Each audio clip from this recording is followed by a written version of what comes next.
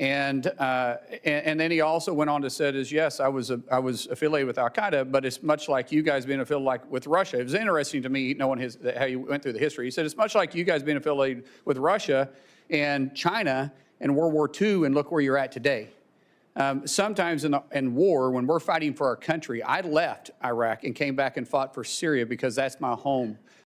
In Washington, the most revealing moments are rarely the loudest ones. They're the calm exchanges, the ones that sound reasonable, measured, even thoughtful, the kind that don't trigger headlines but quietly shape how power is exercised. Because sometimes the real story isn't conflict. It's what leaders choose to justify and what they ask the public to accept. In this hearing, what appears to be a respectful, bipartisan exchange slowly turns into something more significant, a defense of engagement with deeply controversial figures abroad. And the question isn't just about diplomacy. It's about where accountability begins and where it quietly fades. Thank you, Mr. Chair. Thank you, Christy, for being here as well. Senator Mullin, I have to say, I'm just going to be blunt, very honest with you. I hope that the president is watching. I am going to say to the president, I am really upset that he has made your nomination. Why?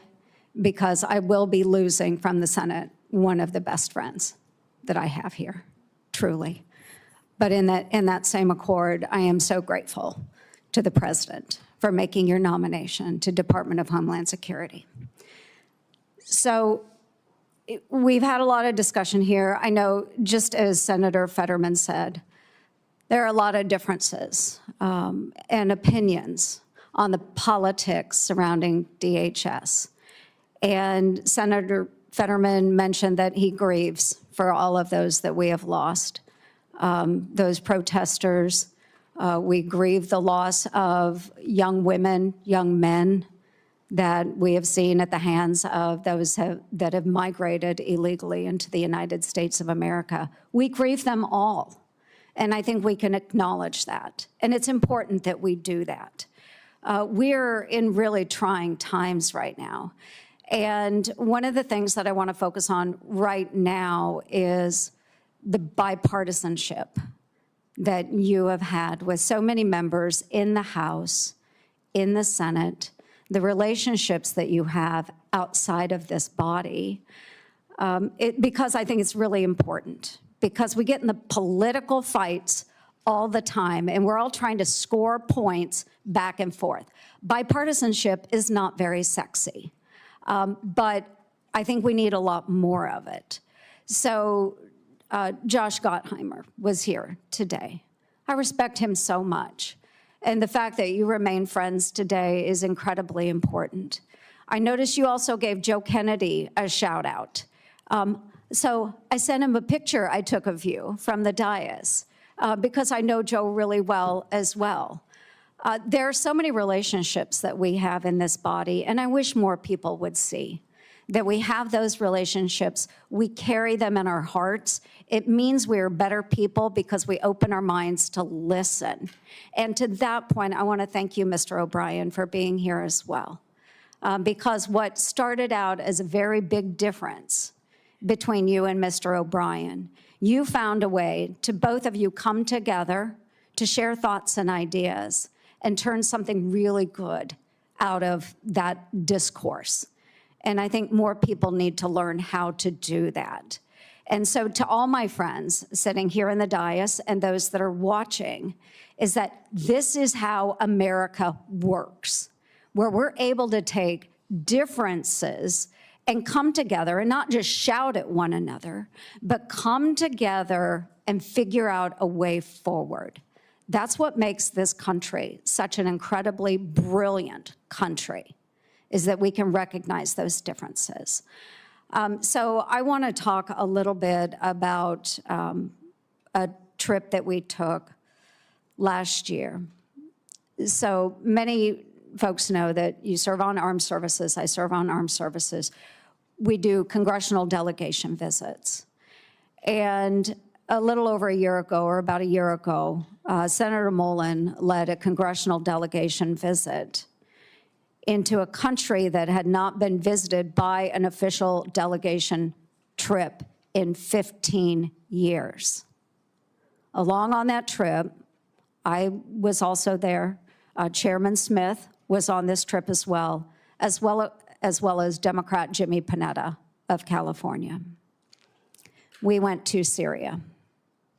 We sat down with the president there, al-Shara, for his first official visit from the United States of America. Now, a lot of people will say, he was a member of al-Qaeda. What are you doing sitting down with somebody that was a member of al-Qaeda? It's the same reason we sit down with people that we have differences with, is to find a way forward. So, Senator Mullin, I would like you to talk a little bit about that trip and why you believed it was important that we do that. Thank you. Thank you, Senator. You're right. The president of Syria wasn't really somebody we should have a lot of common ground with. And we actually talked about that. Him and I talked about that. Had a very blunt relationship about it. But the fact is, our world is different. And there's different leaders for different countries and different places. And you have to understand the region and the area they're in. We're not in the business of necessarily picking the leaders, but when we do, hopefully there's a way that we can work it out. And if you remember the president at the time, he said, when I was younger, I was fed a lot of propaganda. And I'm paraphrasing this. He says, but when I was in American prison in Iraq, he started looking at things different. And then he also went on to say, yes, I was affiliated with al-Qaeda, but it's much like you guys being affiliated with Russia. It was interesting to me knowing how you went through the history. He said, it's much like you guys being affiliated with Russia and China in World War II, and look where you're at today. Sometimes in war, when we're fighting for our country, I left Iraq and came back and fought for Syria because that's my home.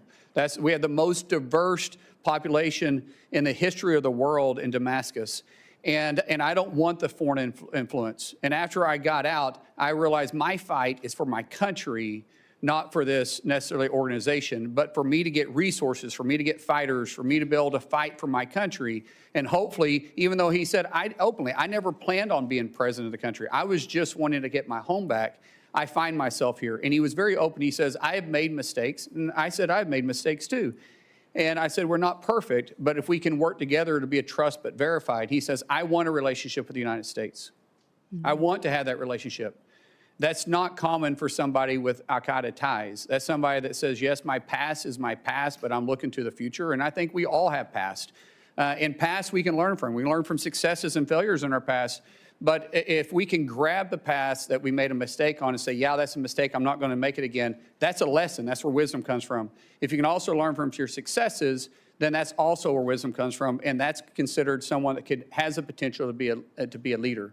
And I would rather work with those leaders like that than to continue to see the civil war that was going on, and in some cases still going on in Syria. Yes, and thank you. And I just use this because my time has expired. This wasn't a heated exchange. There was no breakdown, no confrontation. But that's what makes it significant, because it shows how complex decisions are normalized, quietly, carefully, and without resistance. And in those moments, the boundaries of accountability aren't erased, they're redefined, not for one individual, but for the system as a whole.